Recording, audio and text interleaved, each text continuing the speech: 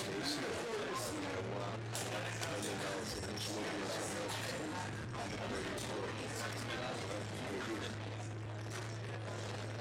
you guys.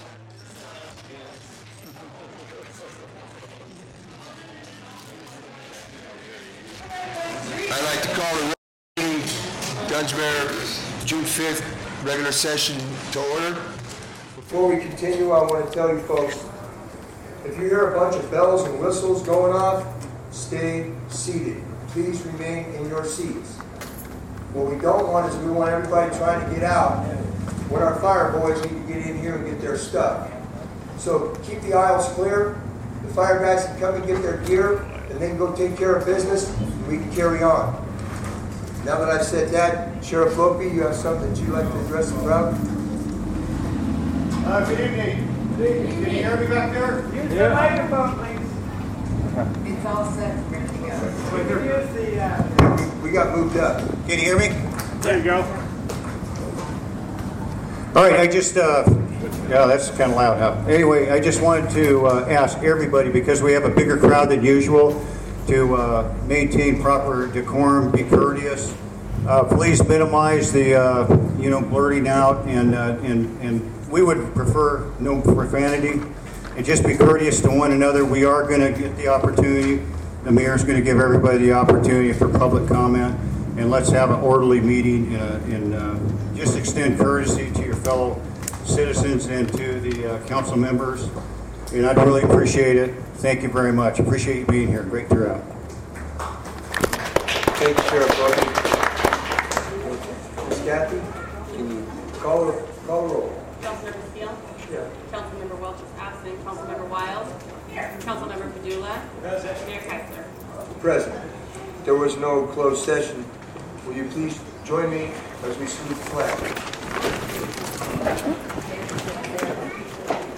I pledge allegiance to the flag of the United States of America, to the republic for which it stands, one nation, under God, indivisible, with liberty and justice for all. Thank you very much.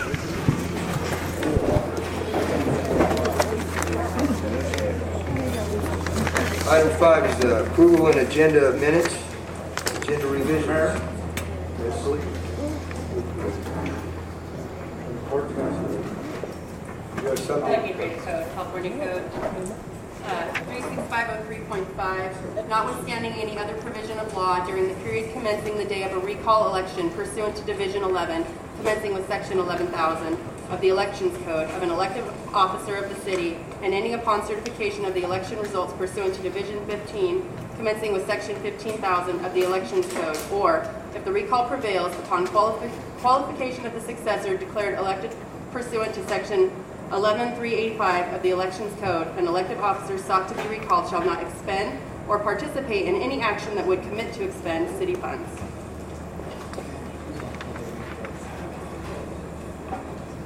Another item, the Brown Act does not provide for a supplemental agenda or supplemental items on an agenda. There are only regular and special meetings. If a supplemental agenda or supplemental items on an agenda is proposed, the members, council members, must be served with a written waiver 24 hours prior to the meeting. All council members did not receive the supplemental agenda intended to be added to the June 5th, 2014 regularly scheduled meeting of the Dunsmuir City Council.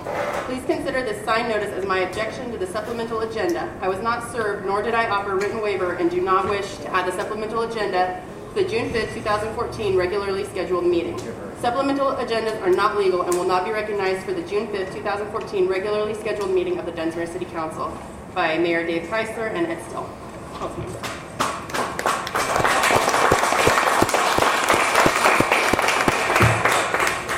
Now, out of good faith and against my better wishes, Ms. Baines doesn't have a problem with proceeding with the supplemental agenda. Am I correct? That's correct. Mr. Steele, were you served notice? I was not. I was not. So for the record, out of curiosity, were you served notice, Tim? of the, okay, well, for the record, we were not served. When did you receive it, though? What's the date on it?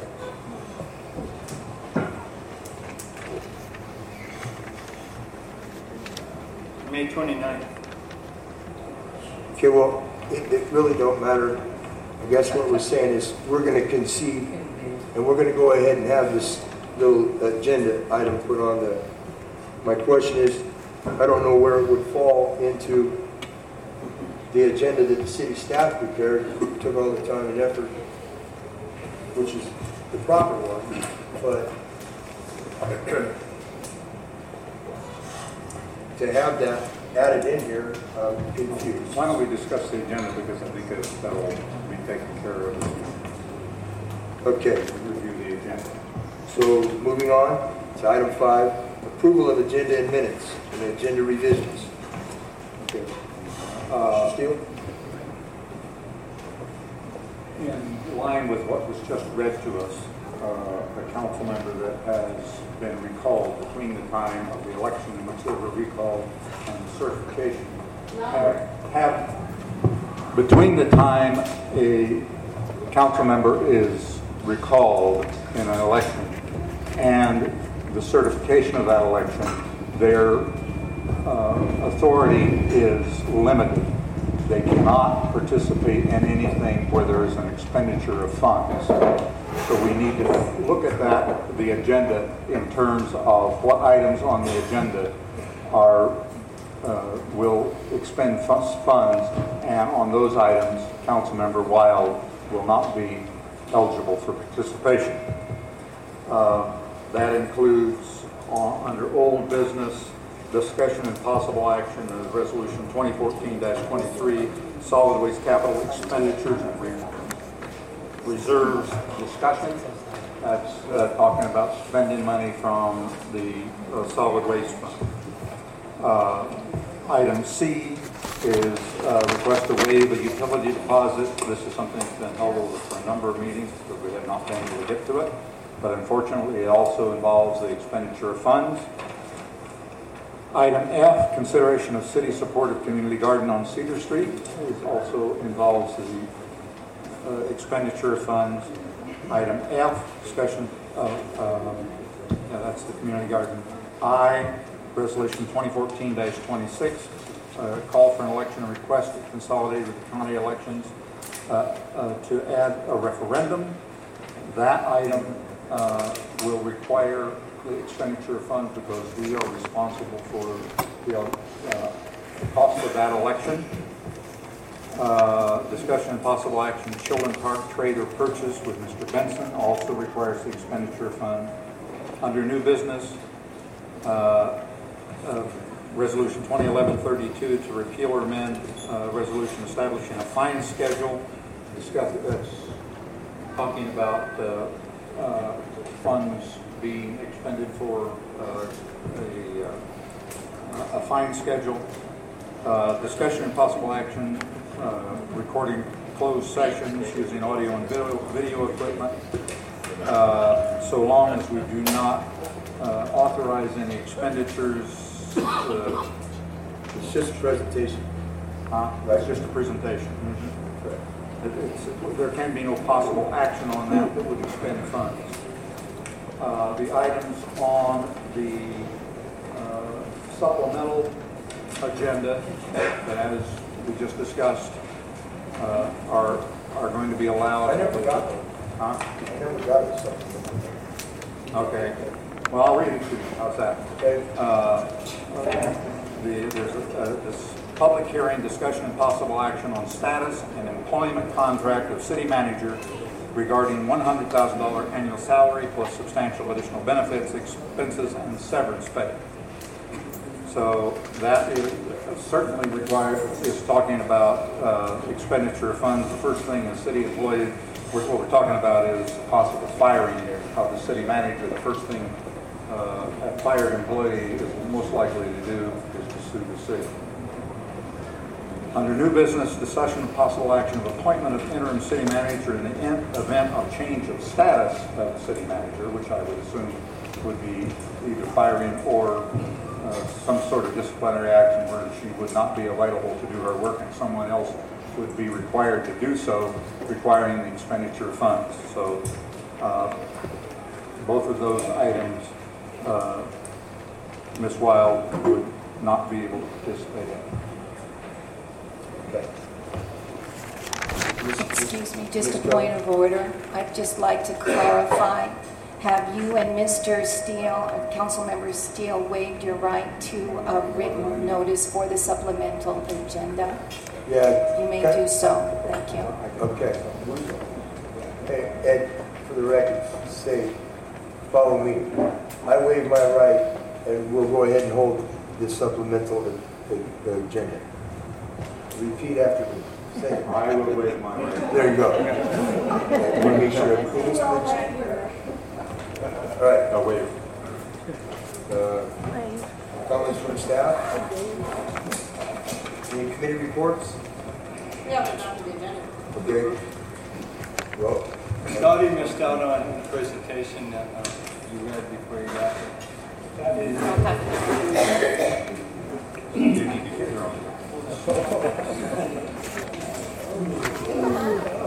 Mr. Welch, what did you finish that? Can't hear you.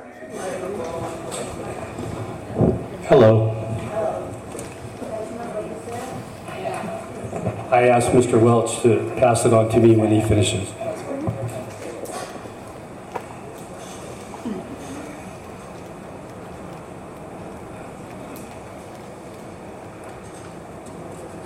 I have some questions for Mr. Hicks about the list that Ed read. And I agree with most of it. I was just curious, Ed, how were you informed which items I could or could not discuss? I checked them off myself. So that's just your own personal opinion that I could not participate in those? You can't, anywhere where there's dollar amounts involved. But are you telling me that you interpreted the legal code and then you determined which items I should or should not participate What in? it says there is you can't act on anything that involves And expenditure then of funds. I'm just trying to get you to answer a question. If then you decided which items apply to this, you Exactly. yourself, your personal opinion. Yes, It's not a legal opinion, it's just your personal opinion. that is my opinion. Okay.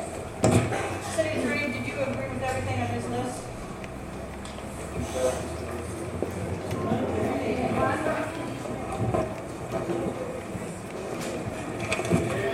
I didn't check off the list as Ed went over it, but I'm aware that there are some items that could go either way, depending on how the discussion goes.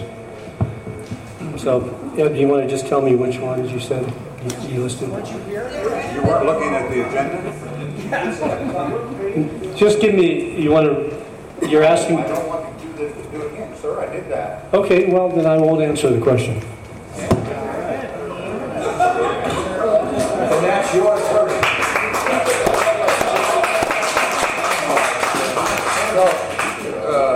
I just want to remind you that we did pass a decorum resolution and it's already being recommended. I'm not talking about the attorney, I'm talking about decorum. I heard that was table. Anyway, do I hear a motion to approve the agenda the way it's been modified to where Ms. Wild is prohibited from participating in discussion or vote on anything that has to do with financial ramifications? That's not what the code says. That's not what the code says. This council can't vote to prohibit my discussion. If I enter into a discussion that violates the legal code, I think that there's lawyers and police that would intervene or charge me with something, but it's my discretion. No. Yes. It's not. This came out of the book, and you cannot vote on anything that has to do with financial ramifications. So, No, that's actually not the law. The law says that any person who is Recalled. No, it says any person that's subject to a recall proceeding, even including someone who is not recalled, cannot participate in any action or vote on any action that would actually expend city funds. That's a little different than what you said. That's expend. do with any financial No, ramifications. expend. No, financial ramifications can go two ways. There could be a savings of money. That is not an expenditure.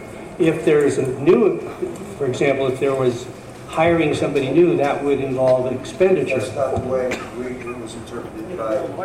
I interpreted it as any issue dealing with money rather than, well, we might be saving money or spending money. That code specifically states that a person under recall cannot participate in or vote on any item that requires city funds to be discussed. Yes. You know, it says that would commit to expend city funds. Now, I don't see anybody here licensed to practice law that's speaking besides me, myself.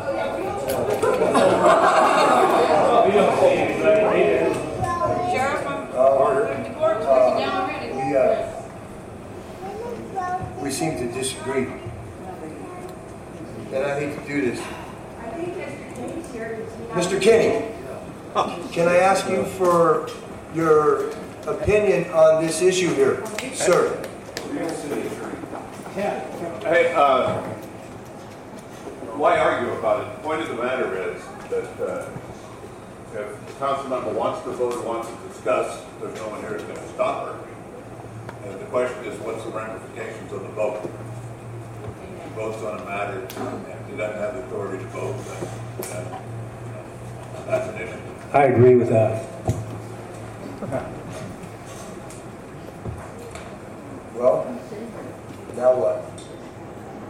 I move that we adopt the agenda as I discussed at the beginning, and we can discuss them as we get to them if you want. That we're talking about the expenditure funds, Ms. Wild may not participate.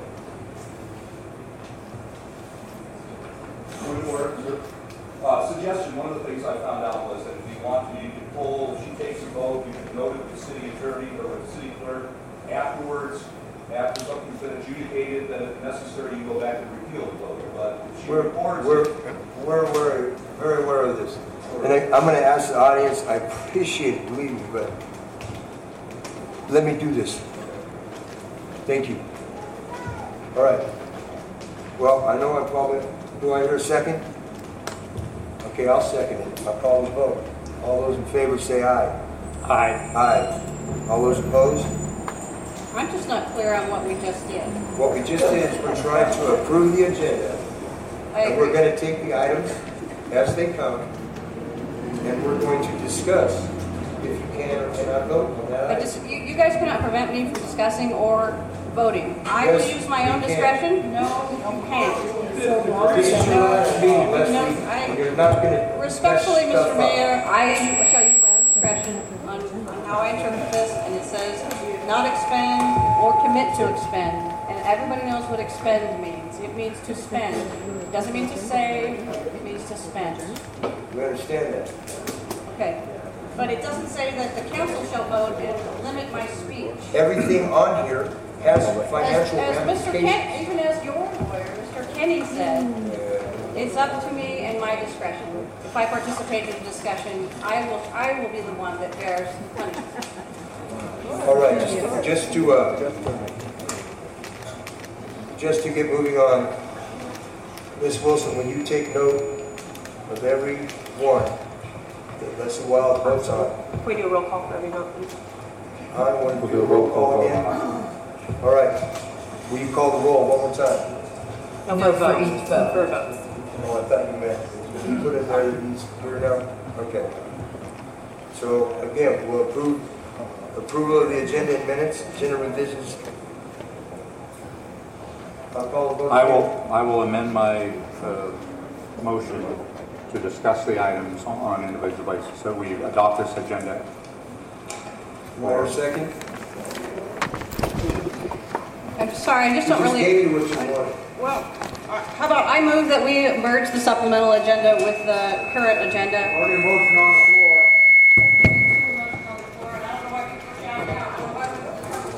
Resolution for decorum, it's not going to Okay. be maintained. Let's talk about the agenda. You just gave you everything that you wanted. We're going to take it as we get to it. So the items from the supplemental agenda were added. Were the items added? Or they merged? incorporated into the agenda.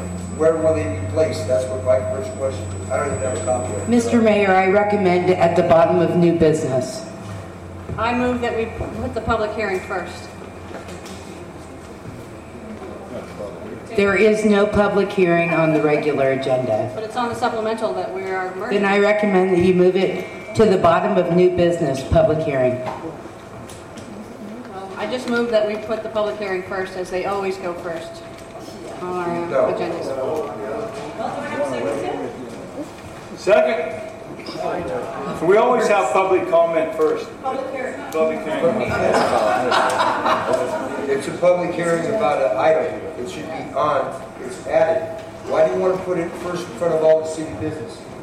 Because Let's the take care public of hearing goes business first. Because the public hearing goes first, and I asked the city manager a week ago to add it to the agenda, and she refused.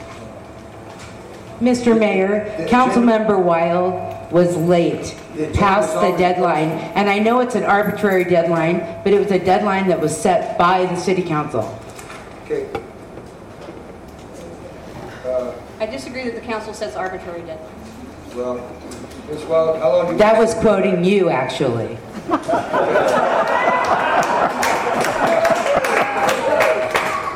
Oh, are you willing to put it at the end of new business? I just moved that we put it at the first thing that we do tonight, and Tim seconded it.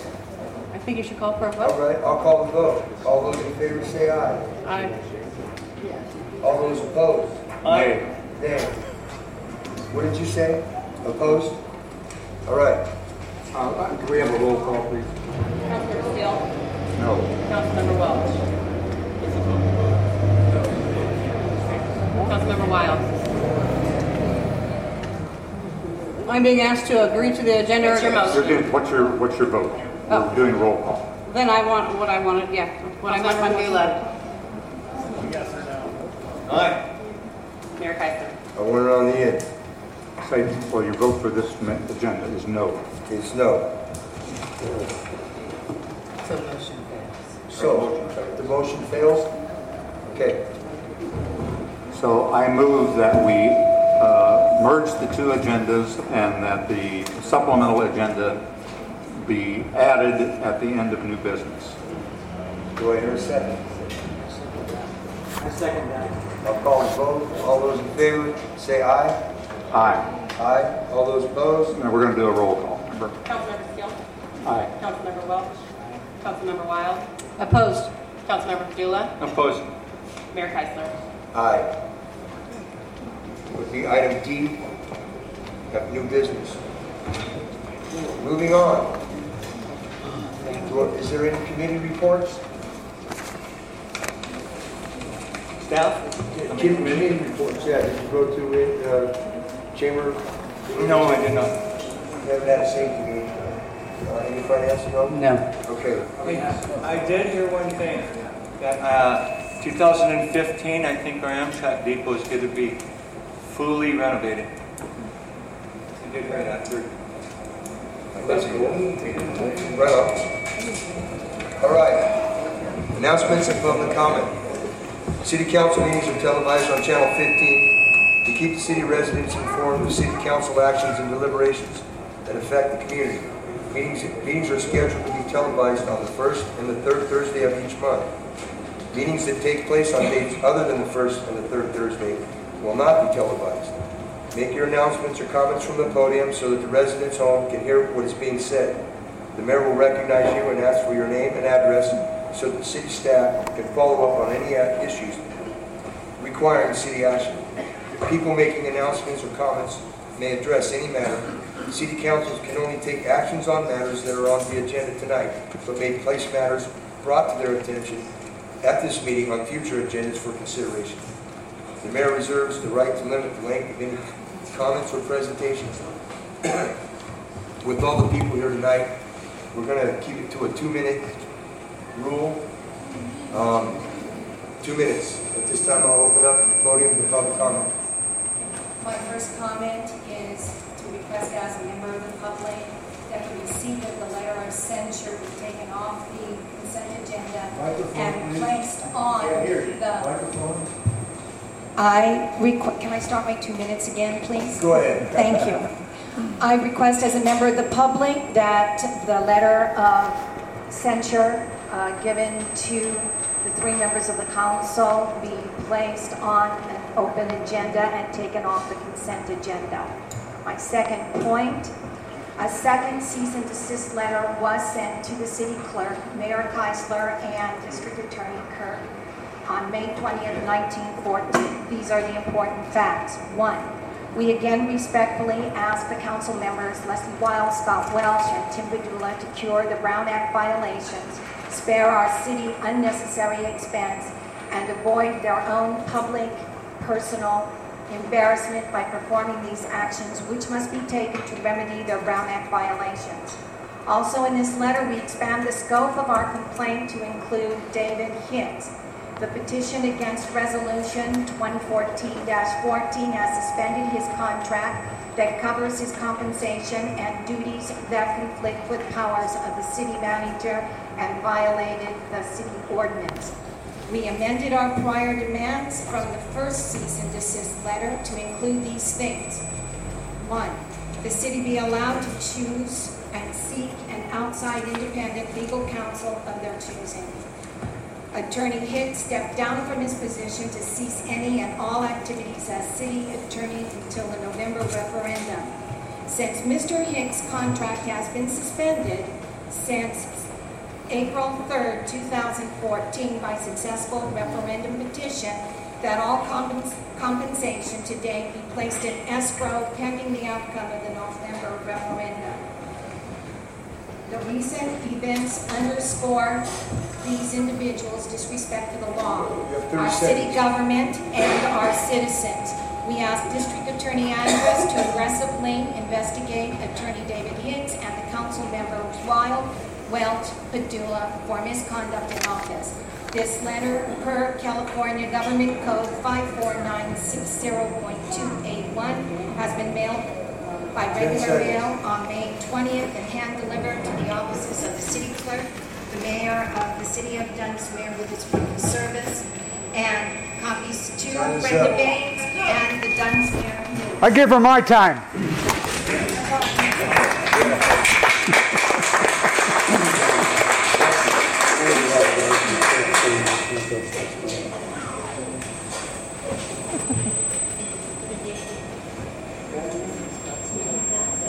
That was a shot in the dark. I know. I think we don't. Anybody else coming up to the podium?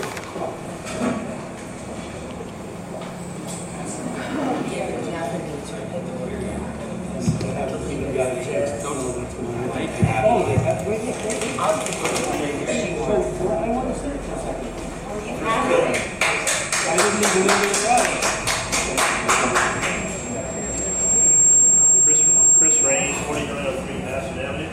I would suggest that the warrant runs, specifically checks issued to Mr. Hicks, be pulled out of the consent items for the protection of those that refuse to sign the check. Financial ramifications involved. Thank you. I already planned on that. Louder, please.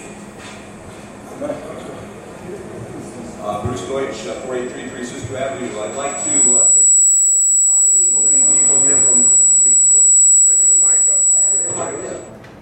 I'd like to take this opportunity. We still nothing. We turned it off. Hang on. Check. There we go. Good job. All right, go ahead.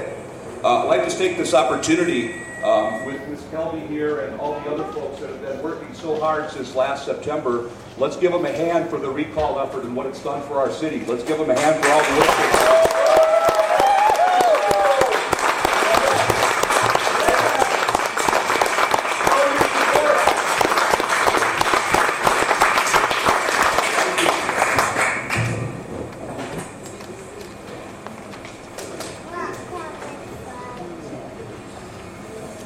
Robert Osborne, 4405 Dunsmuir Avenue.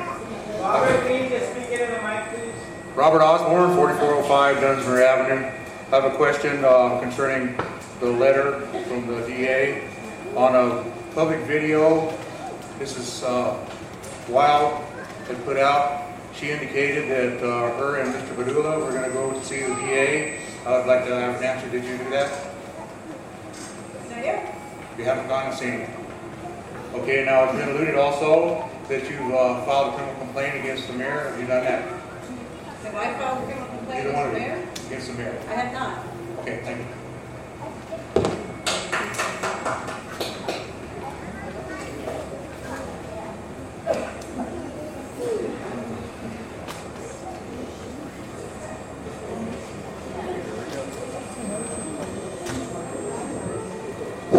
My name is Alan Harvey. I live at 4403 Dunsmuir, or Oak Street, Dunsmuir. I just wanted to say that on January 5, there was actions taken by this city council, or a majority of the city council, that were censured by the district attorney as having violated significant provisions of the Brown Act. Since that action occurred on January 5th, or the preparation for January 5th, there have been many additional frequent examples where Brown Act has been violated in one or more ways. I am absolutely certain that the decisions reached tonight are going to represent the 3 votes of the people that have been the council majority up to this point, and that they have been colluded, and that they have joined together in a common effort to violate the Brown Act and to, by a number of ways, in preparations of agendas and in arriving at a decision that's to be reached at a public meeting. The city attorney, I would hope, would fulfill his role as a rule maker, a rule keeper, and ensure that we, the public, have an equal opportunity to participate in the process, and that we have a right to go ahead and represent ourselves in this process. I'm just appalled at the inability of the individual citizen to administer and enforce the Brown Act. It's appalled that the district attorney has so few powers to administer and enforce the Brown Act. 30 There's seconds. nothing comes out of this. How much time? 30 seconds. 30 seconds. I'm just appalled that hopefully out of this awful, terrible experience that this community has been put through with systematic violations of the Brown Act, Public Records Act, you name it, that there is some action on the part of the legislature of the state of California to correct this deficiency and put some teeth into the Ralph M. Brown Act so that the common citizen and the DA can enforce it. Thank you. Thank you, sir.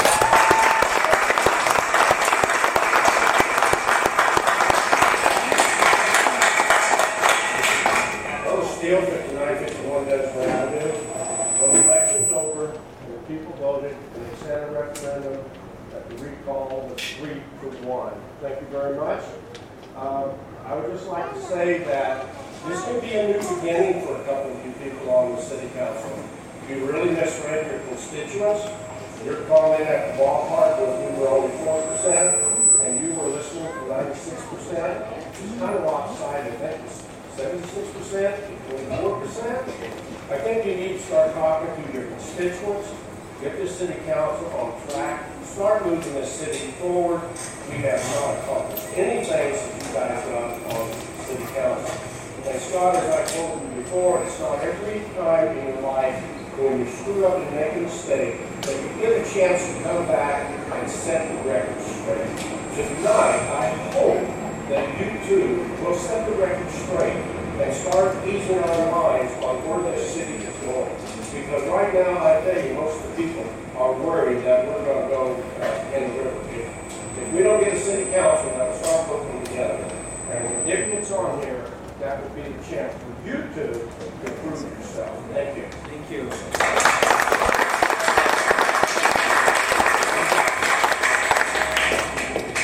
Anybody else? I'd just like to congratulate our sheriff for the election. Thank you very much. Thank you.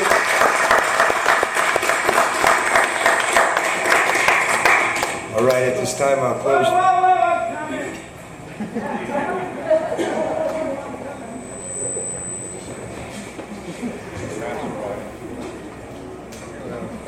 Come on. All right, Reno. Mario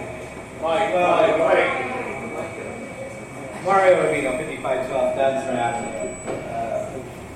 My apologies, but I work here all day and I'm exhausted. So we're going to use my recording because what I would have said to you from memory is pretty much shot.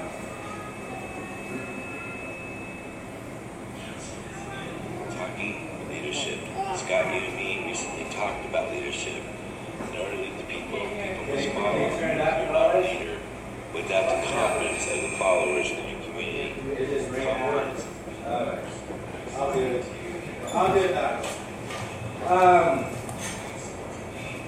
Scott, a while ago,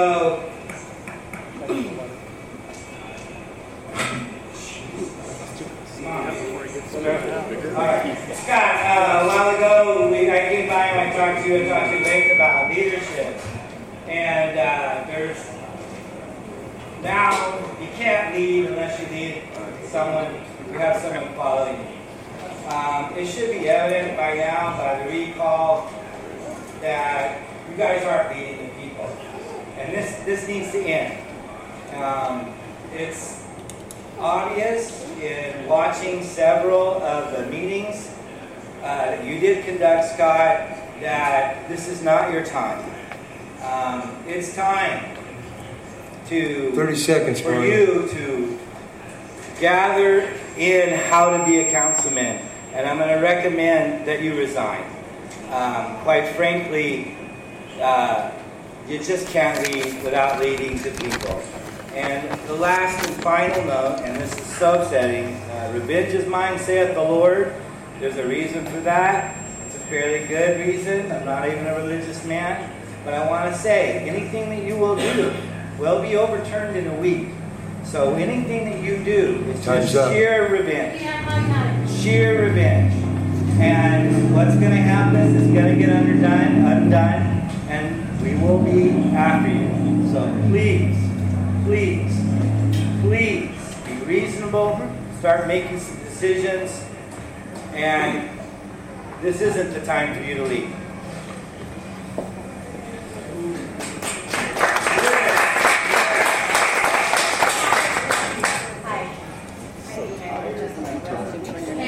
Can't hear you.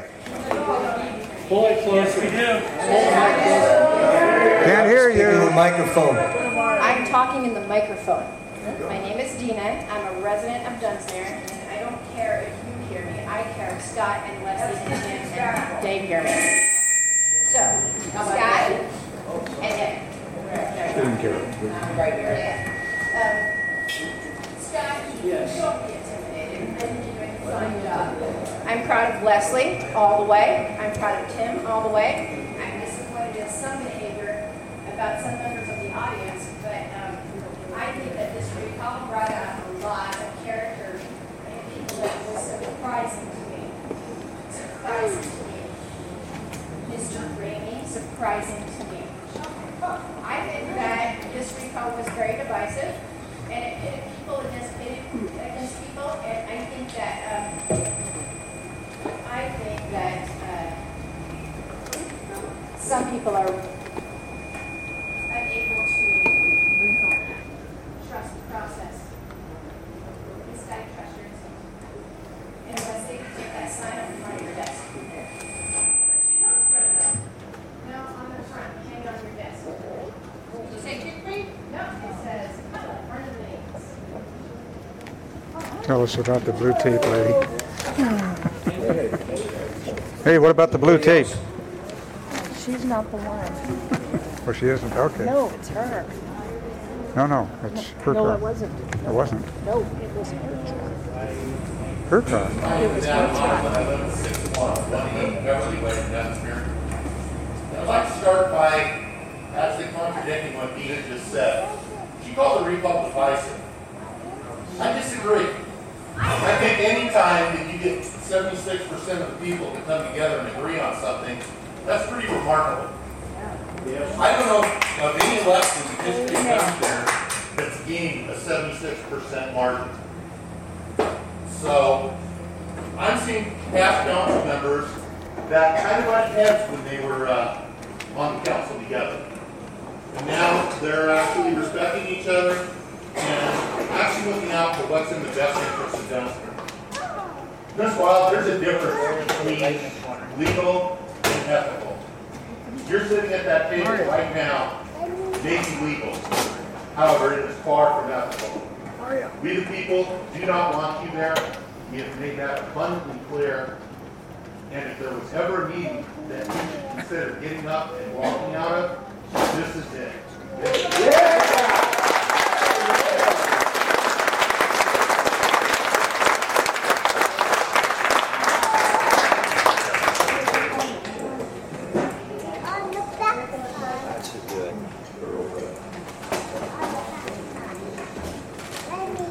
Good evening, everybody. Glad to see everybody. Tim, Todd, Mr. Mayor, Brenda Baines, Kathy, Mr. Hicks, and everybody that has participated in this situation. This is for Leslie. Leslie, I like you. I just don't like the things you've done to this town. But if I was the mayor, if I was the city manager, I would propose that there be a Leslie Day. And I'll tell you why. Because you brought all of our town together. Amen. All these people, young and old, they're talking about what you have done. Hey, we're closer, we're meeting here, we're meeting there. You do what you have to do, but you'll be judged.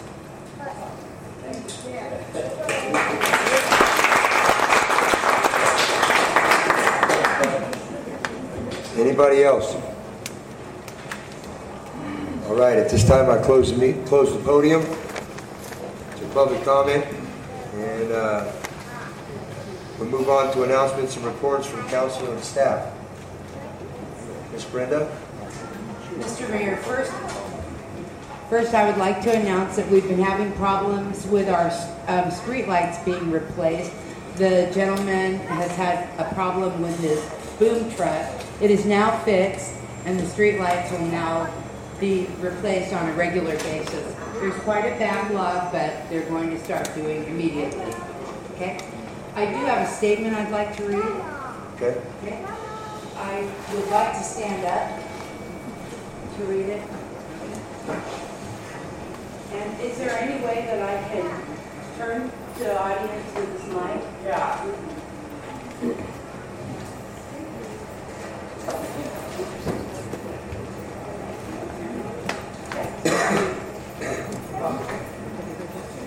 I'm actually addressing the public.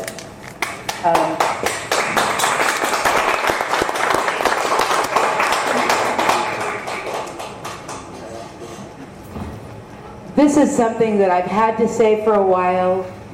It's taken me time to write it. I believe it is succinct, and pardon me if it is too long. When one moves to Siskiyou County, it seems the importance of a previous career doesn't matter. Siskiyou County is so different from where we may have come, but my experience is valuable to me, and I brought it with me when I moved to Siskiyou County 10 years ago. My experience is very basic. It's how to treat people well and how to build relationships. I have managed companies for 30 years. The most important thing I have learned in my career is successful managers require a strong, dedicated staff. One cannot be successful alone. To build a strong, dedicated staff requires skill and talent. The key elements of a manager to nurture and establish a strong staff is to first respect and admire each person as the precious, unique individuals they are. This is how you bring the best in. This is how you bring out the best in others. As a manager, I empower employees to do their job, be creative, and make decisions. I have faith in my staff, and I trust they will perform above and beyond any of my expectations because they're doing it for themselves. I encourage employees by recognizing their efforts, communicating a job well done to them and to others. I give credit where credit is due. I train my employees without belittling them that they are deficient in their education or knowledge. I build a team by showing how each person is necessary to the success of the organization.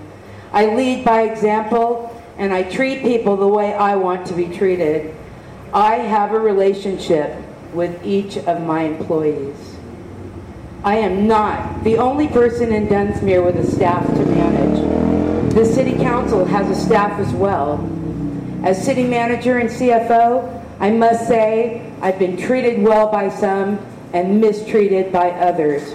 When treated well, I am encouraged, supported, respected, and I find I am more effective, productive, and available.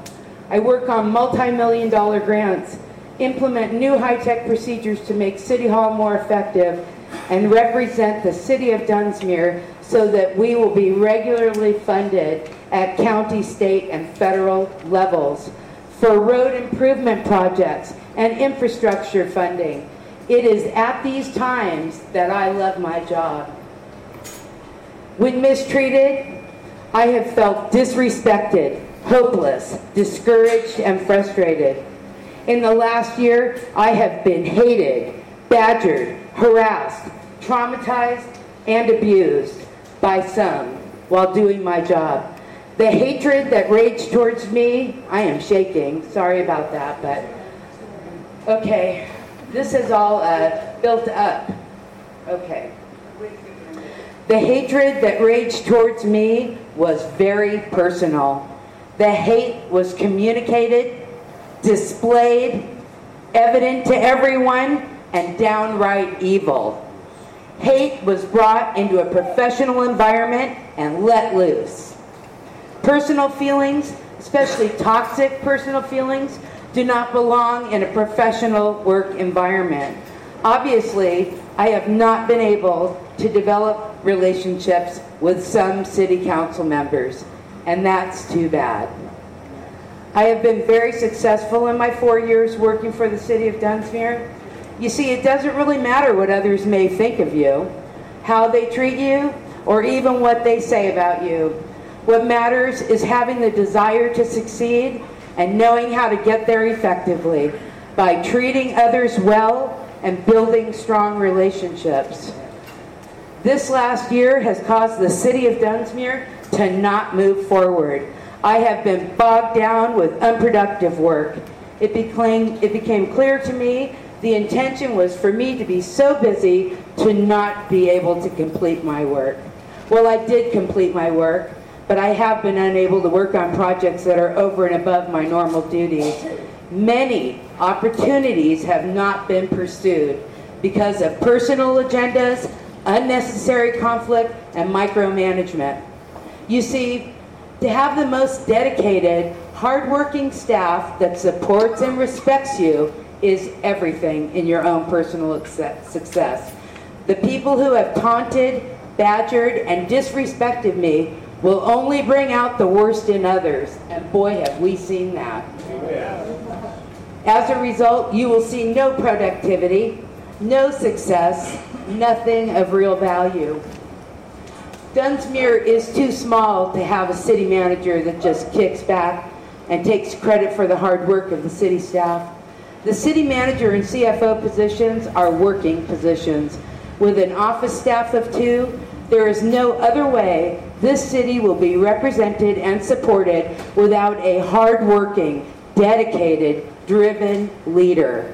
Yes, in fact, I do make $104,000 per year, and I earn every bit of that salary.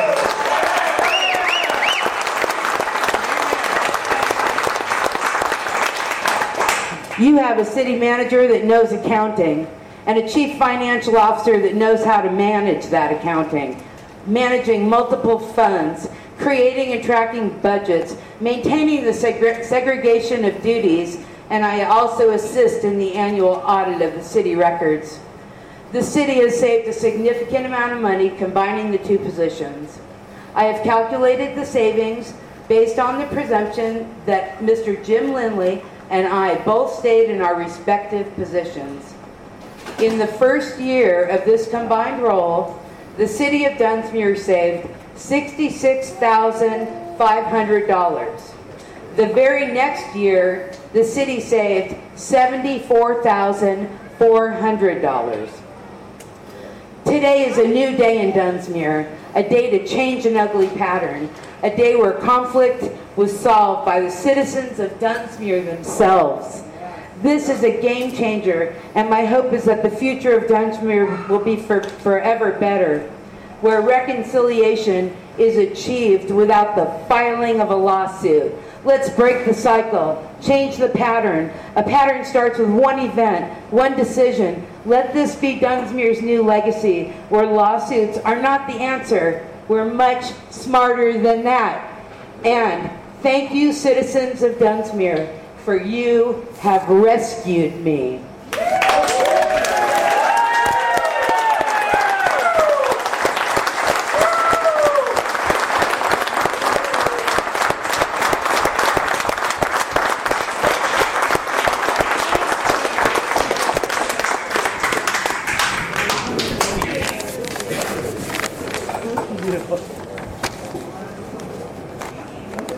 Are there any other reports from staff? All right. I have some comments, so I have a question for you, Mr. Mayor. Yep. A citizen came to the podium and spoke. His name's Mario Rubino, and I've seen him talking to you outside, and then I see him get in his van and drive down, and I've seen him talking to Ed, and then over to the new council member that's coming on board, Dick Kelby. And I'm curious if that's a serial meeting, because he seemed to announce. The answer to your question would be no. He seemed to know how you would vote in the future, with certainty. He didn't just say they might overturn anything we did today. He said it was with certainty. What are you looking for, Leslie? We haven't discussed anything on the way we're going to vote. I've never seen a citizen be so certain how a future council would vote unless that council had already signaled. So I'm glad to reserve. Do you have any other questions? Relevant questions. You say that's irrelevant? Do you have any other questions? I got it. This is the time we could put something on the agenda. Right here on stuff. Yeah, if you want to talk about putting something on the agenda. Yeah, on next agenda, on what is it? It's 5th? 19th. The 19th. James Dorrigan, the class of 65, donated the first Christmas tree 50 years ago to Dunsmuir. And he wants to do it again. And he would like to be on the next agenda to come and discuss and make a presentation for a Christmas tree. Again, a 50-year anniversary Christmas tree. And if we could get him on next agenda, I'll let him know, and he can come and present what he wants to do. Great. Okay. Anything else? All right. Moving on. I'd like to you know, as Brenda said, this past year we have been bogged down with what I consider superfluous workload on her and on the city council, with agendas that run way too long, many things that were not well thought out of beforehand. And I've heard from my constituents the results of that. I had somebody today come bring in pictures of sidewalks that need repair, and says, you know, this stuff has been going on for years and years. Why don't you get back to doing the business of the city? That's right. And this is the type of thing that I'm hearing. I'm sorry. This is what I'm hearing over and over from the constituents. Get back to doing the business of the city and try to quit grandstanding and coming up with things that aren't properly researched. And that research is done right here by Brenda and the city staff. And when agendas come from outside of the city council or for the city offices, very often that isn't done, and we waste an awful lot of time. All right.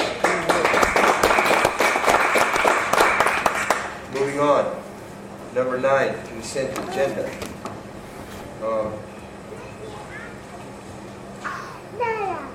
On the agenda were for May.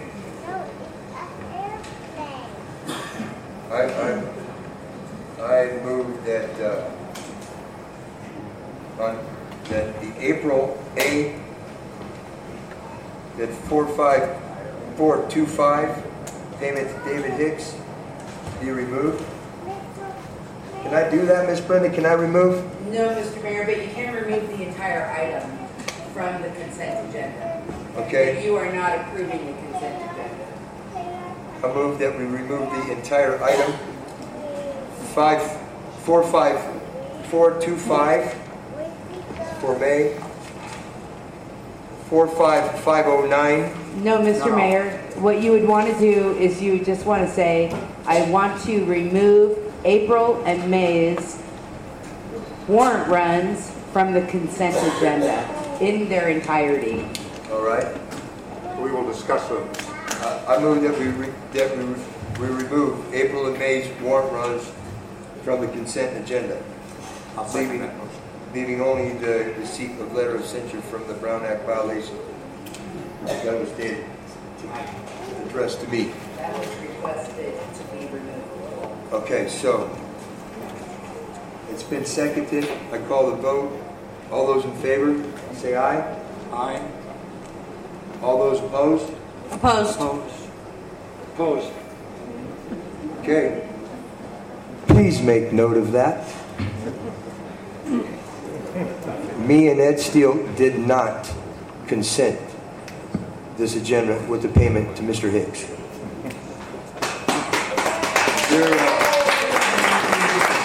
We have no new business, no public hearing. Moving on to old business. The podium is closed, sir. Point of order. I'd also like to remind you that we didn't pass your motion, but we also haven't adopted the consent agenda. Yeah, but it's, So please don't move on. you did adopt it. You voted, three of y'all did it. I think we voted against your motion. No. Yes. Is there call for a motion to approve the consent agenda? All right, I call for the motion to approve the consent agenda. I'd like to make a statement, please, will you do that? Sir, I can address any item on the agenda before or at the time it's being addressed. It's being addressed now, so I can comment. the consented,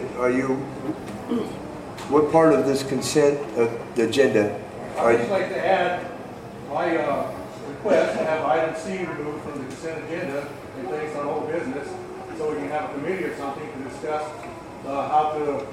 I believe Ms. Mabel Kelby already asked to have item She C. didn't include that in your motion. Okay. Thank you for pointing that out to me. I make a motion that we approve the consent agenda with C removed. All in favor, say aye. Say aye. All right? They're going to consent it.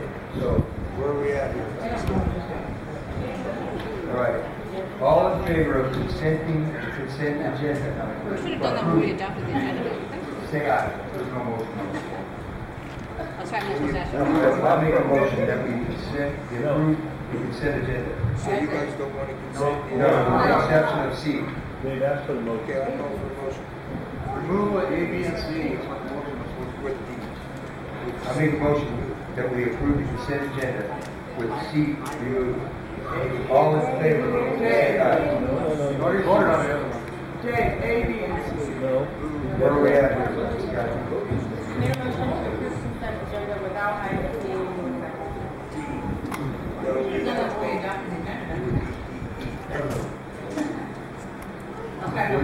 you, I think the agenda's I lined up. second that motion. so you guys don't want to consent here? Call for vote. Say aye. Okay, I call for a motion. Opposed? She can't vote, it's money. With the, I move that we approve the consent agenda. Less items C be removed and put into C is now,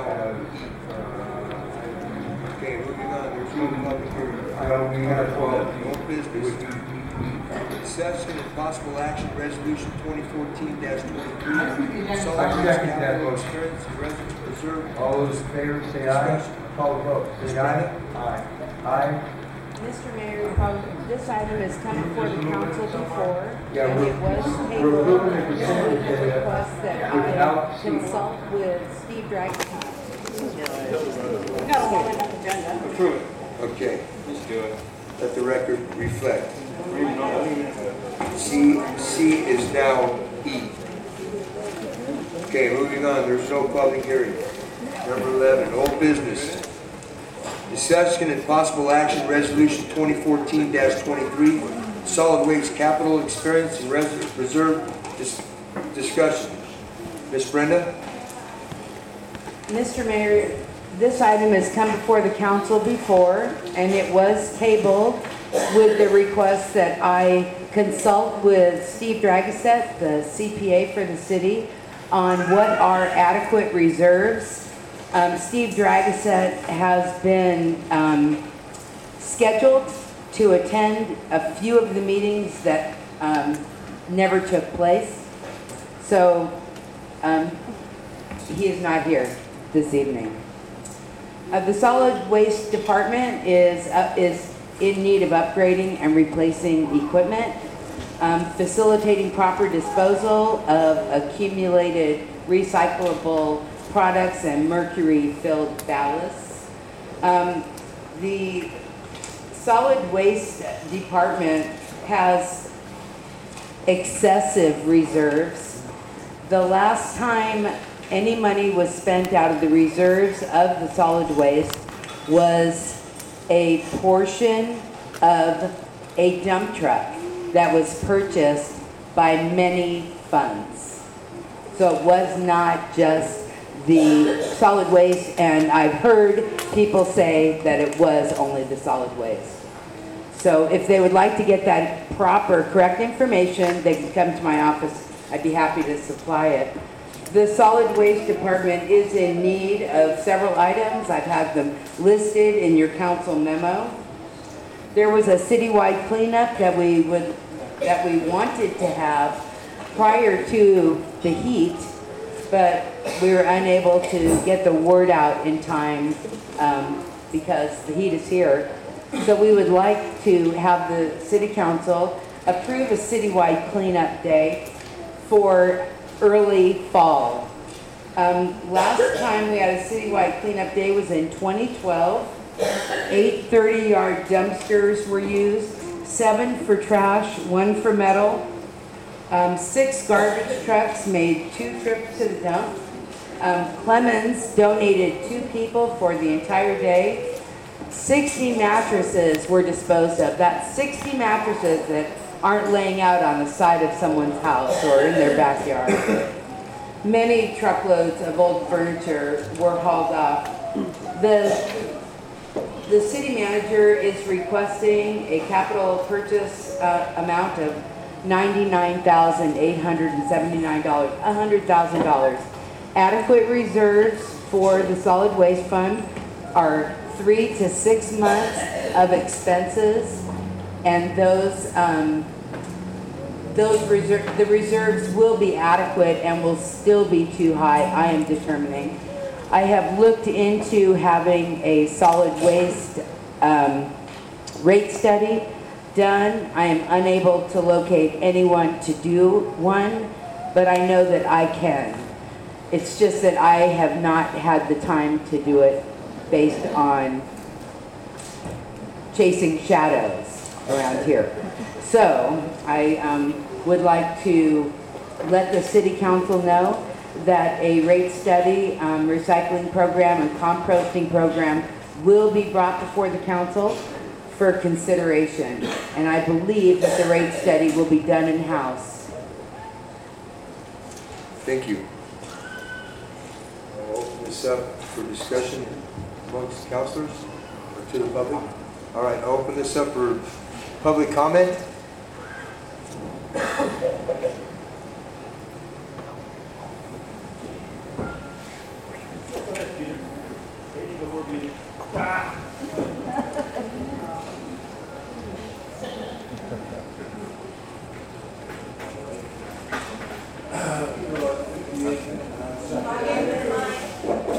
Peter Art, 58. Hello, hello. Pull it toward you. Hello, hello.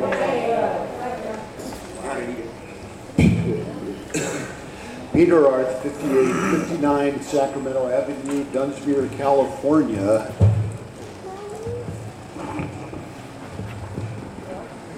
Thank you. I'm glad to see the proposal from the city manager to start to spend down the excess in the solid waste budget on badly needed equipment.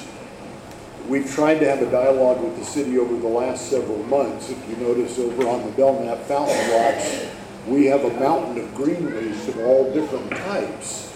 And we had requested the city, could you help us with the chipper, could you help us with the truck? And the answer to date has been either no or I don't know.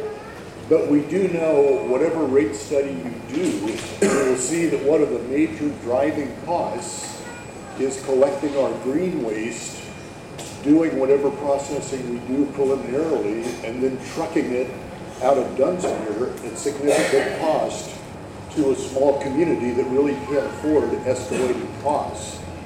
So my proposal is that you create a green waste committee. Ever since my partner and I moved to Dunsmuir, mostly with Wendy Christ and Michael Gilmore, we've talked about the dream of a green wasting program. We see it as an adjunct to the community garden. We see it as an adjunct to seniors that like to garden, to individual people. So if you would listen to the community, and particularly Rami White, the garden master, as to what sorts of chippers and what sort of green waste recycling, that could be a historic day for the community. The bottles and cans will follow shortly, I hope. Thank you.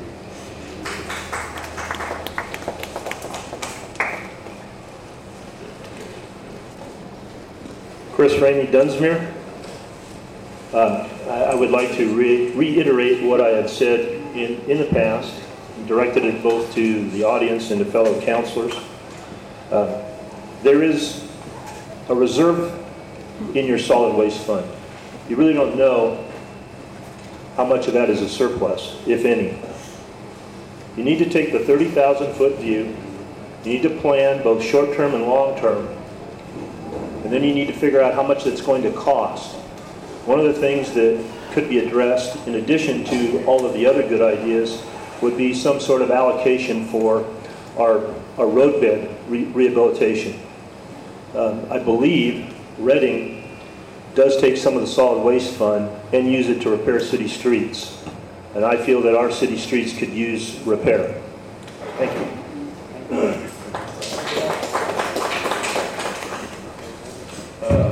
Brian Wilson, 4411 Alden Street, Dunsmuir.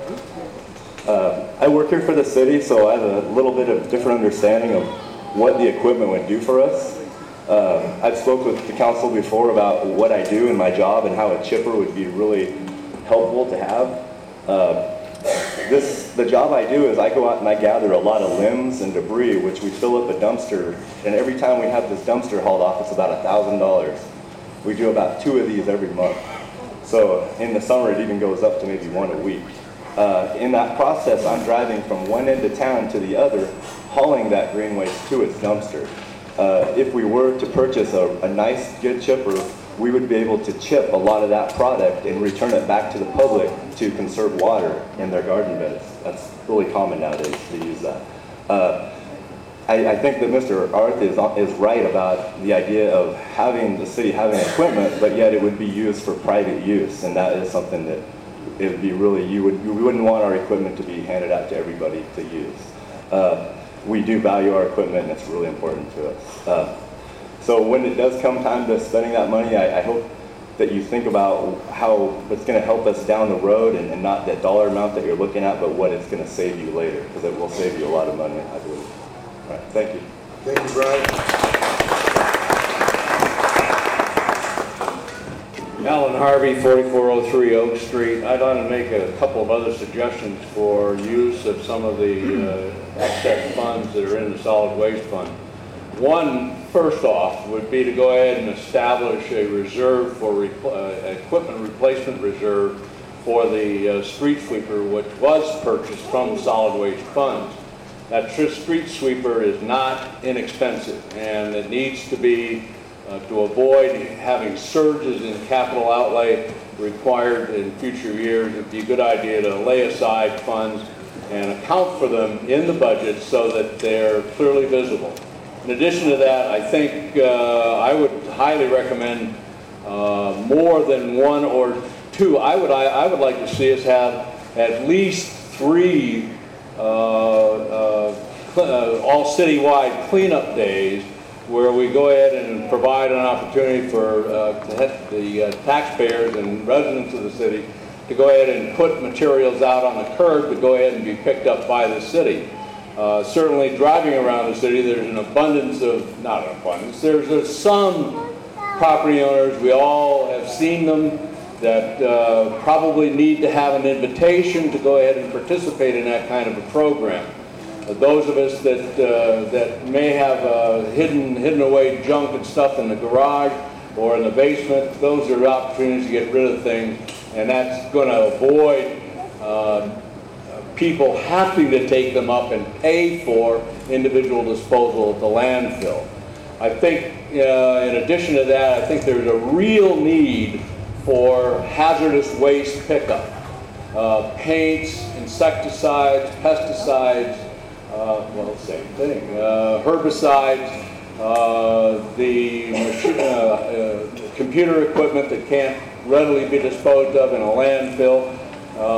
The kinds of things are categorized as hazardous waste. The county periodically provides that, but it would be, I think, an exceptional idea for the city to go ahead and incorporate that into the solid waste program and ensure that there's an opportunity for people to get rid of those things when they're no longer usable in their home for their personal use.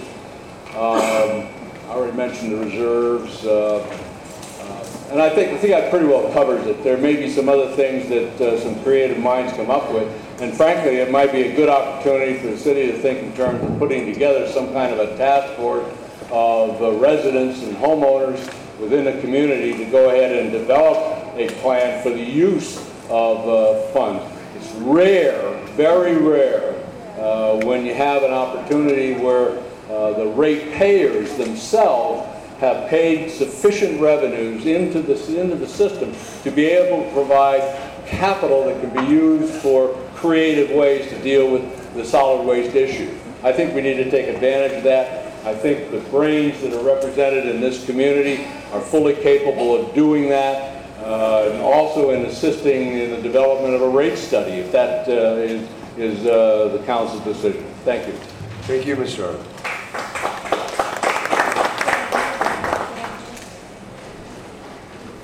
Mario Rubino, 5512 Dunsmuir Avenue.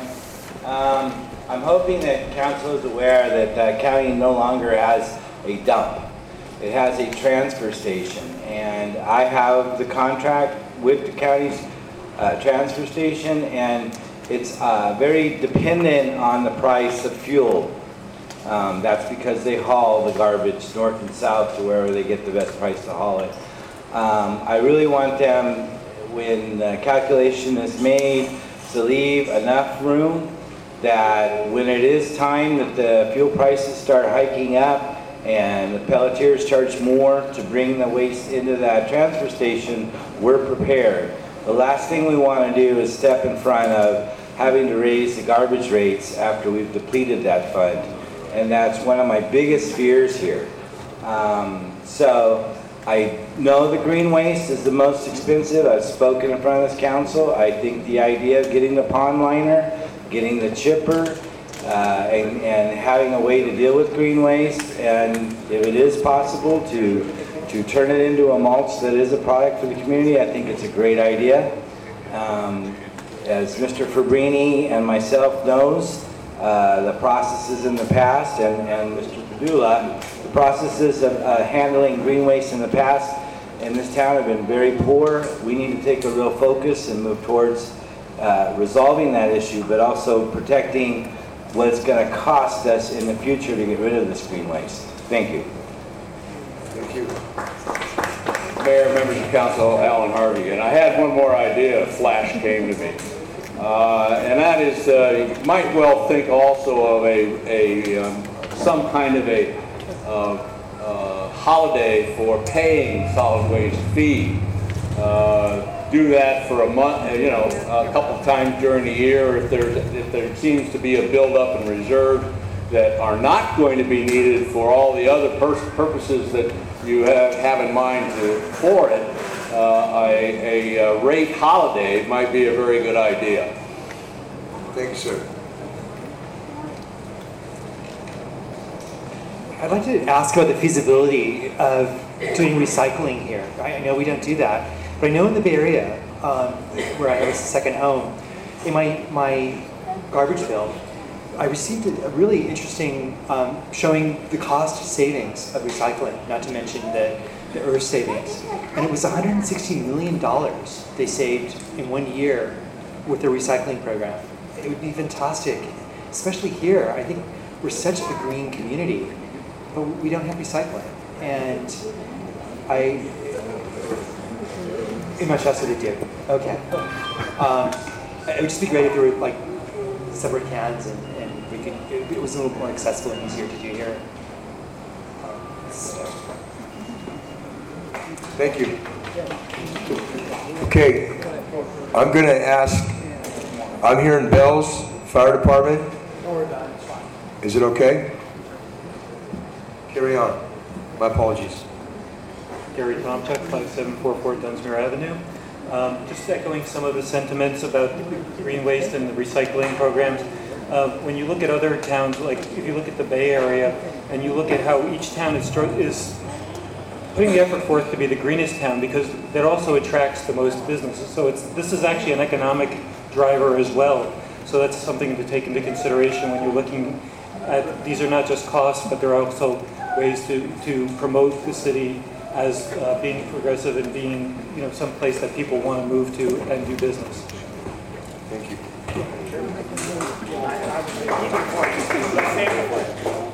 Robert Osborne, 4405 Dunsmuir Avenue. I'd just like to say that some equipment the city needs to purchase and have on hand, but other things they might be able to look into leasing rather than buying. Things we're not going to use all the time, like maybe an industrial chipper. A lot of other cities do this. They lease it rather than purchase it, and then if they need upgrades, they can turn it in and get a bigger, better one. So that might be an option. Thank you. Anybody else? I just have a question. When I lived down in San Jose, they had these dump trucks, per se, go around and they had a tractor, a trailer, kind of like, it had big claws on it that could grab either way. And people would put their green waste out on the curb, and then the city had these things go around and pick up all the waste, haul it away, and they just ground up made chips, if you will, and people would get this stuff. I'm wondering if this is what we're talking about, if something like that might be considered. We'll look into that. Can I touch on that, please? Yeah. I talked to Richard Dinges, and he told me about an experience he had where they had a mulcher that went with a chipper. So you would take your raw product and you would then get a mulcher, and it's something where he even said like a co-op between all 4 towns that it would be a good project for something like that. And you then mulch your green waste, and then you have a sellable product which you can actually turn around and make some money on.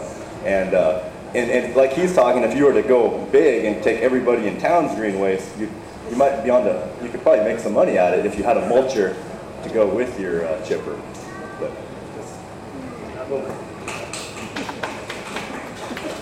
Bug in the ear? All right. Is there anybody else? All right, at this time I close it. You're just so short I couldn't tell you were standing up. I've heard that before. I guess that's why it's so noisy. Anyway, just listening to everybody who's been speaking, it sounds really like we need to get organized around this subject. perhaps an ad hoc committee where interested parties, and we have some of their names already, where people could get together and really delve into this and develop a long-term plan and make it broad enough so that we have a wide diversity of people from all over town, including maybe people in South Dunsmuir, because I'm sure they have green waste and they are very concerned about our city. Thank you. All right. Anybody else? At this time, I close the podium to public comment, and I'll open it up to the council. Well, all I could see here is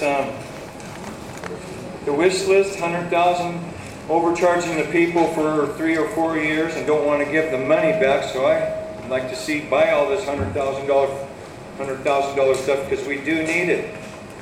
Do you need 2 chippers or the solid? Buy it because people are not going to get the money back. Let's spend it. Okay. Point of order. Didn't we decide we weren't going to talk about this until July, to your latest? No, it's all just. Speak into the microphone, please. City needs these items. I mean, I was just thinking of Mr.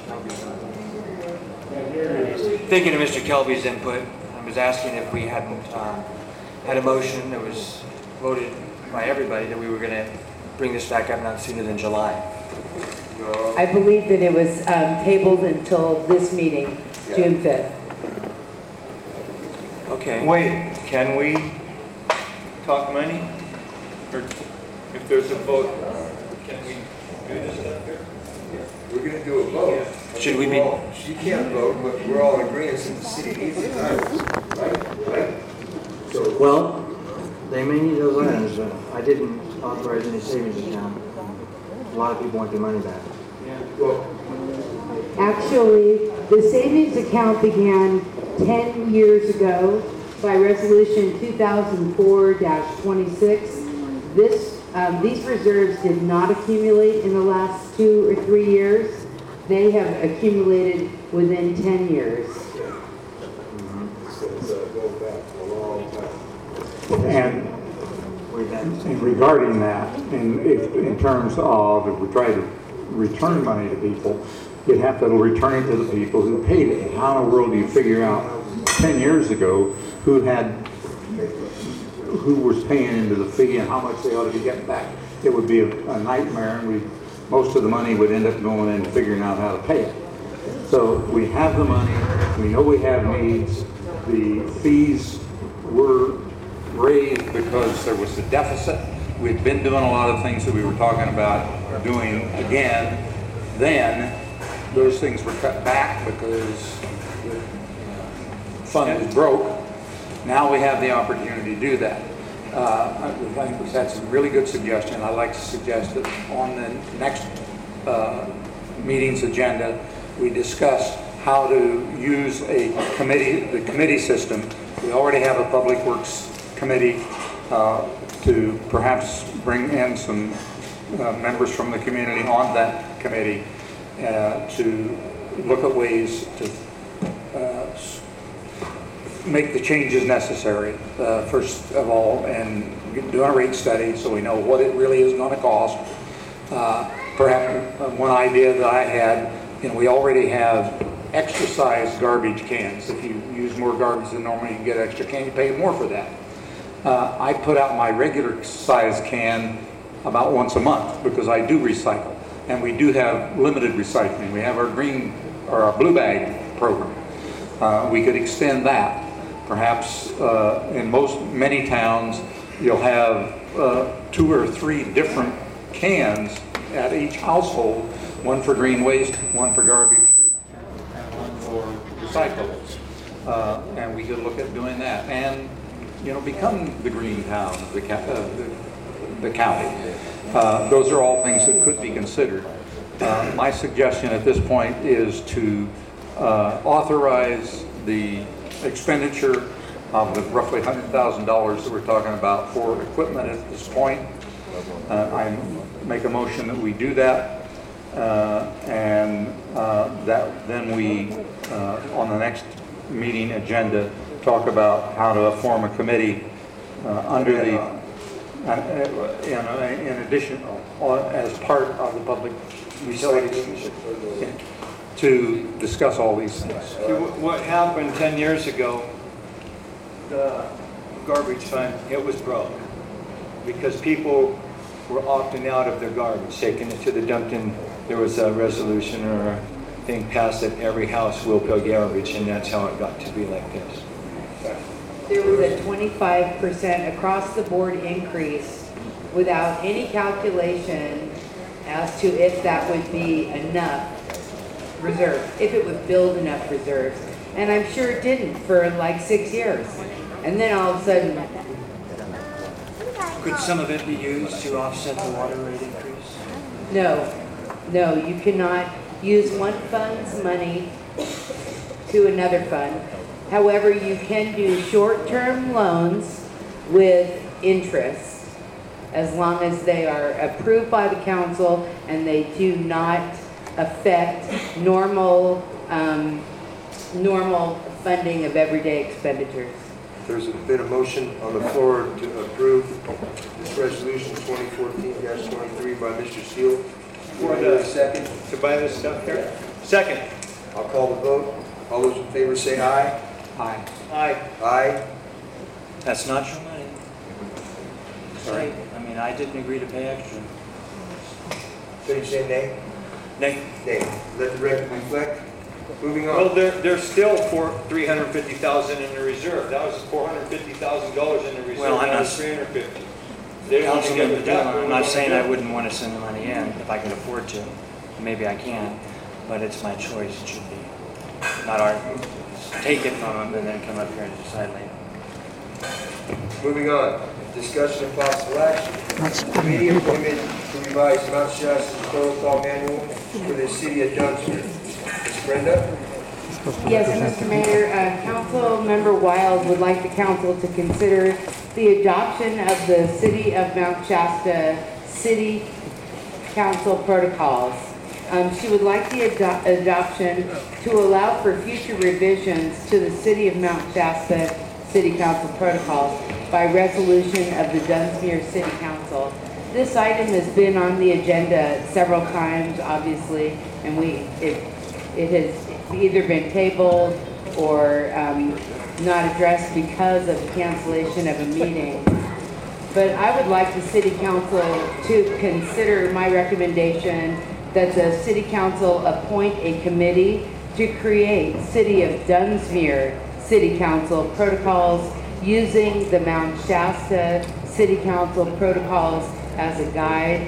I believe that this would avoid a repetitive return to council for agenda items, and I recommend that to the council. Of course, you can adopt them as Mount Shasta City protocols with the ability to revise them later. The only thing that I know of that we have adopted with another city's name on it is the City of Reading's building standard for sidewalks and roads. So it is not my experience that we would adopt something with another city's name on it other than that.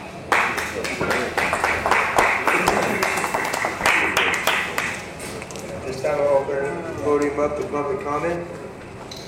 My name is Bruce Deutsch, and I'd like to make a recommendation on this. I have a lot of experience dealing with protocols in the Navy. They are called policies and procedures.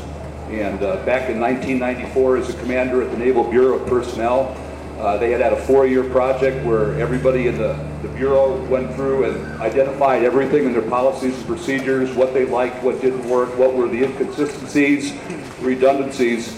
And I was put in charge of an 18-member team that was spread throughout the area. And what they were doing is looking at each operation, whether it's administration, how to run a meeting, whatever the policies and procedures are. And then what you basically do is you come in and interview people, you have committees, you bring people who have an input onto it, and you look at it as an opportunity to document what works well and to identify what might work better. And so it's a systematic process, not simply saying, let's take something and just pop it down and say it's us. It's an opportunity to work with the professionals find out what is working, document it, and then turn around and look for ways that you can improve. And at the end of that, you've got something that's uniquely Dunsmuir instead of uniquely Mount Shasta. I would like to volunteer for that effort if I can be helpful in that way. Thank you. Appreciate it. Mr. Mayor, I did include a listing of city council committees with this item, just to see if you could, if you would like them to fit into our current committee listing, or if you would like to create a new committee. Mayor, Mr. Council, Alan Harvey. Since the way on, since we are talking about a resolution that proposes to adopt the protocols as they were created by the city of Mount Shasta, I would like to suggest that the council, if they're going to consider, when they consider that particular action, they do a couple of things. One would be to go ahead and amend that resolution to ensure that every time the word Mount Shasta appears in the protocols, that is changed to the city of Dunsmuir. The second item is, it's not been the practice in the city of Dunsmuir to compensate its elected officials. Now that may be a very desirable program that somebody wants to go ahead and provide for. It does involve the expenditure of funds. So again, I would suggest that if you're going to consider that resolution as currently drafted, that you also include language in that to exclude the section or sections of the protocol that provide for the compensation of council members. Regrettably, just to provide just a tiny bit of history, I was involved in the original decision to dispense with and rescind the payment of elected officials back in the early 1990s. And it was simply done because there was not sufficient resources to provide for the general fund costs of the city and continue to provide the minuscule amount of money that was provided. The city does and did pay and does continue to pay, as a matter of policy, reimbursement for expenses associated with official travel and other activity, meeting attendance of meetings and so forth that are part of the official function of being a council member. So those are a couple of changes I think you would propose to that. I would also very much support the notion that, as opposed to adopting something now and then come, personally I'm very much in favor of adopting a set of protocols as a matter of policy. Essential. And I think the adoption as it's been proposed with the couple additions that I proposed would be okay. It's still not a very good solution because there's going to have to be changes made, and I think that a lot of them are going to have to be made, and I would strongly recommend the suggestion that Deutsch has proposed, and I think the city manager proposed putting together a special committee or some kind of a joint city council and citizen committee to deal with the issue. These deal with the protocols that are important to you as elected officials, and they deal to us as citizens because it ensures that we know what the rules are. We know what the rules are if they're adopted in a form, and then we can adhere to those. If we adhere to those rules, if we deviate from the rules, we will know it. And that's an absolutely essential criteria.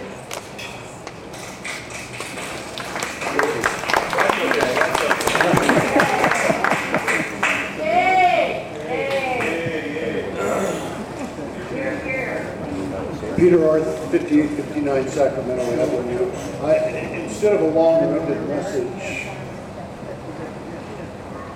on this particular agenda item, I would want to emphasize one word, and that one word is ethics. I think ethics has been at the heart of many of Dunsmuir's problems in municipal government over the past many years. So having spent my life representing the people of the state of California, advising a 5-member body, and they got paid lots and lots of money and had advanced degrees.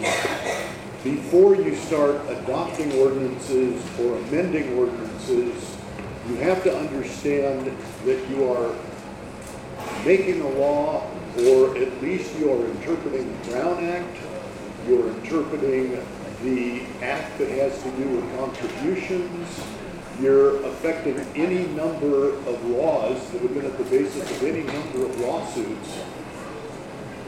I would guess there's maybe about a 1/4 inch of space between David Hicks and John Lope and John Kinney. The law is the law, and this council has been running without a lawyer or confidence in a lawyer for several months. You do it at all of our peril, and before you do anything else, get yourself a lawyer that the majority trusts in. Thank you.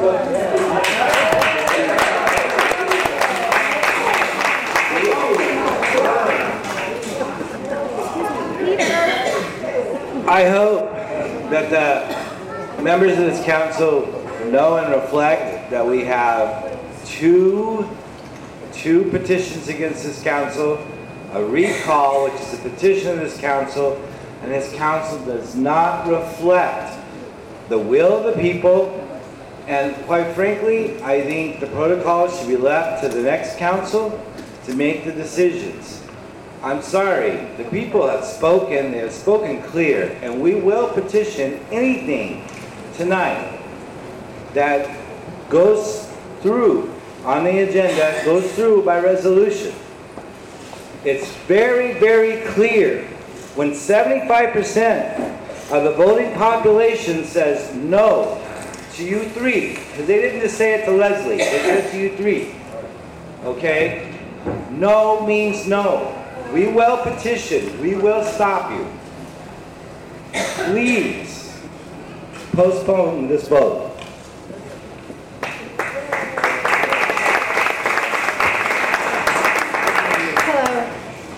Working on it. Adina again. And I just want to say that it wasn't 75% of all of the residents. It was 75% of the people who voted. So I'm pointing that out to you. New math. It was 75% of 420 voters. Yes.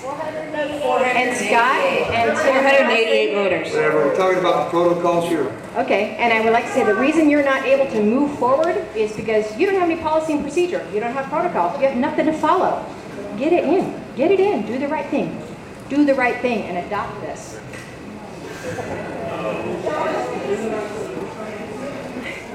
Dick Colby. I do live on North Dunsmuir Avenue. If you would actually read through the protocols from Mount Shasta and analyze them, you will find that there are many places within those protocols that are contradicting our existing ordinances. We cannot afford to have conflicting ordinances and protocols to drive our meetings in our council. Recommendation is go through it line by line, eliminate those differences that are contradictory to our normal protocols, our normal procedures, and come up with a set of protocols that is distinctly beneficial to this community. Thank you.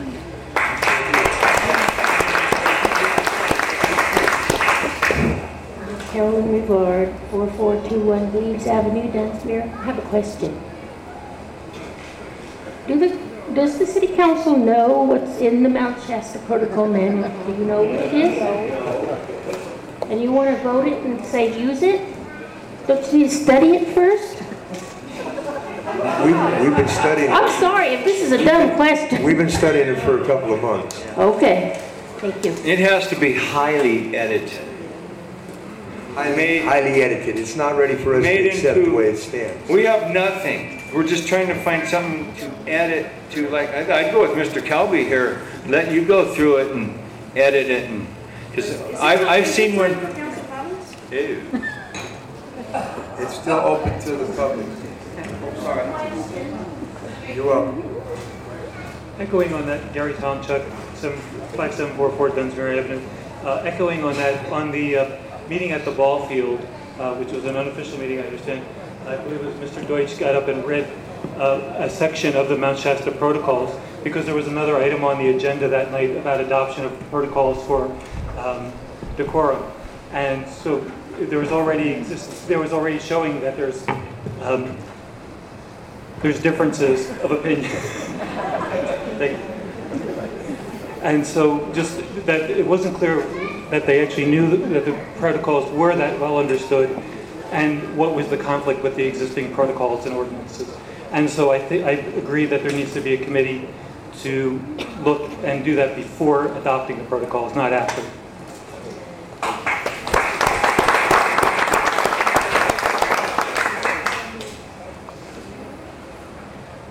Lake Farms, 41113 Walnut. This is a little bit off subject, but does anyone have any blue tape? I feel a bit left out. Thank you very much. Any more public comment? Can I pass it?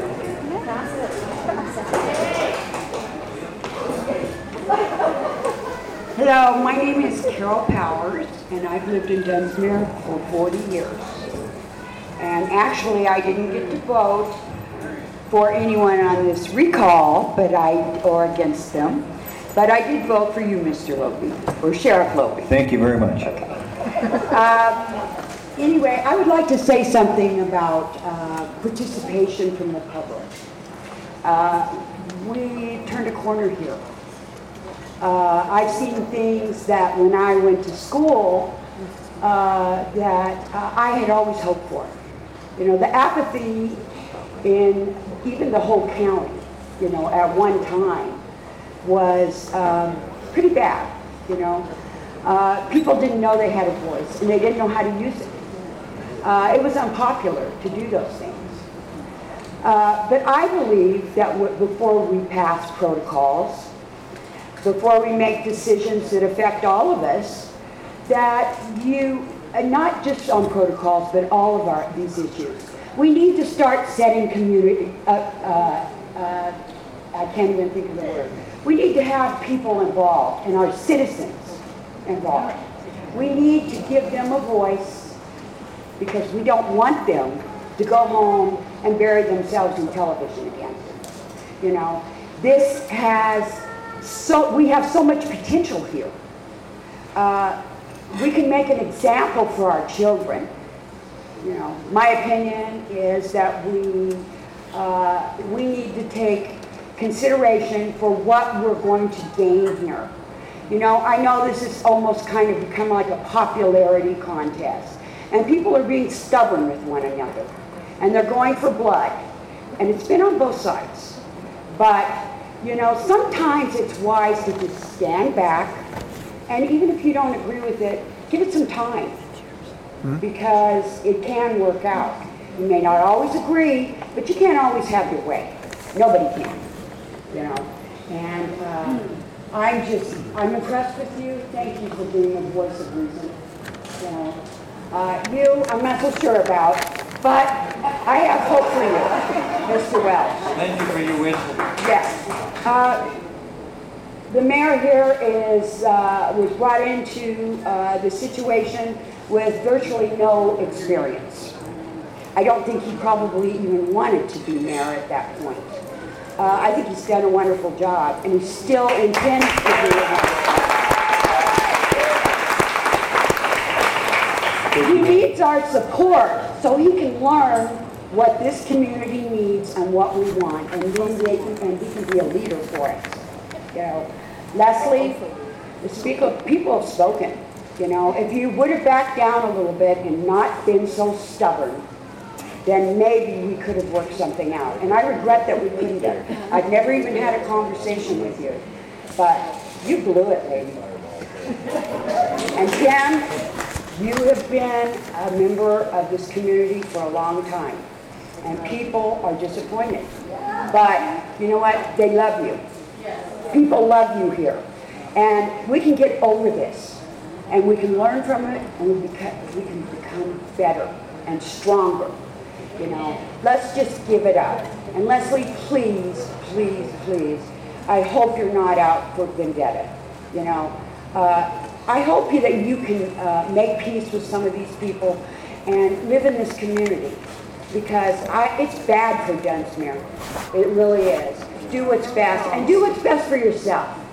You know, but oh my gosh is right. I've been saying that for months.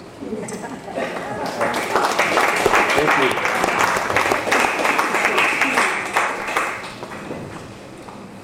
Hi. Miriam Potter, 6217 Hill Street. Please don't jot that down. Code enforcement officer for City of Dunsmuir. I recently gave my notice because I feel like my time's being wasted on enforcing a council member and many other people, not just one council member. But I'm very disappointed that it would be a council member that refuses to obey any ordinances. Any ordinances? Any of them. Any of them. Signs. All of them. So I do believe that the council does make ordinances, approves them, and does different things like that. But to directly and on purposely not obey them, it really hurts my feelings, because you helped me and encouraged me to get this job. Yet you were the biggest pain in my ass of anyone here.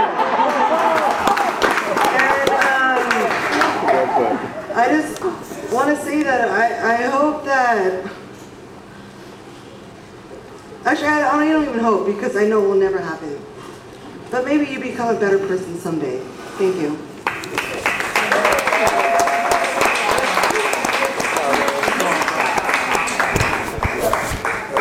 At the time we'll close the podium, and I'll open this up to discussion amongst ourselves.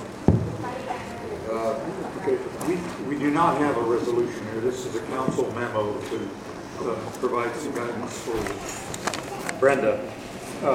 And I suggest that we call during the time between now and the next meeting, or whatever we do, to advertise for members who are interested in helping revise this system. We've already had 2 revisions on the Mount Shasta Council protocols to make them more compatible with Dunsmuir. Those were not acceptable to somebody. So, but I think we could have a group of people with a council member that the mayor appoints, and people who are We have a member of the audience that does protocols for the United States Navy. He might be able to help us out a little bit. He volunteered. So yeah, I'm suggesting that we provide Brenda with the guidance to go ahead and ask for committee members to apply for the committee, an ad hoc committee, with at least one council member involved. So we're all on board with that. Yeah, Mount Shasta's like that thick. It needs to be edited to Dunsmuir. We just need, it's kind of like a guideline to study, or to get it down here. It's not just, oh, we want Mount Shasta. It's to work off. We have nothing to work off. To work off of it and make it Dunsmuir's protocol. Right. So we're all agreeing on that. Then I guess instructions, Ms. Brenda. I'd like to say something. Go ahead. Because I was the one that, when I first came on the council, I was shocked, Mr. Harvey, that there were no protocols. That nobody seemed to notice that this whole council functioned for decades without any rules. And so we went to the League of Cities, and they said every council should have a workshop where they develop their own rules. I'm not entirely opposed to having a committee, but my concern is that people that have never served on a body think that they know the best way the body should function, and then they make rules that don't work. But what I found with these protocols is that, because I looked at a lot of cities, is that they're very similar. I mean, they didn't reinvent the wheel. So I called Mount Shasta because the city manager said that she couldn't edit it. It would have to be retyped. So I called Mount Shasta City and I said, could you send me a version that we can edit? And they emailed it right over. And you could even highlight the word Mount Shasta and say, change it to Dunsmuir. And miraculously, throughout the entire document, the word Mount Shasta was changed to Dunsmuir. Respectfully, I disagree with you, Mr. Padula. The majority of the protocol manual, which isn't very thick, it's not that thick, it's pretty good. I made a list before of just a few changes. She can interrupt. But not that many. And the main change I would want to make is that I think that any member of the council should be able to put something on the agenda because we've seen a lot of abuse over the years. That was one of the things I disagreed with. But I kind of think that's where we're at now because we've allowed the city managers to be bombarded by any of us and all of us to put anything on there, regardless if it's irrelevant or not. I just want to remind you that one of the reasons our agendas is so long is because we've had like 6 or 8 meetings canceled. And so each time new things are added, it gets rolled to the next one. Excuse me. I listen to you. Please listen to me. Who are you?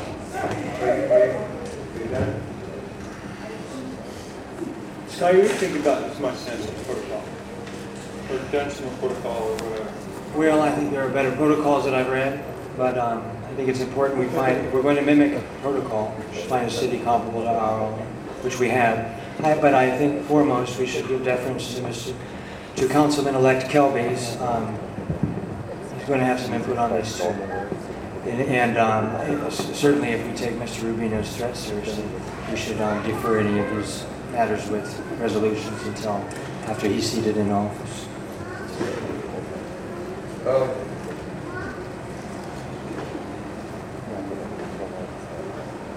So make a motion. I'll make a motion that we table this item until next week. Until the next meeting. Can I amend the motion? Can we provide, we don't need a motion. This is only a memo. Okay, well, Direction. Council. That's what I said earlier.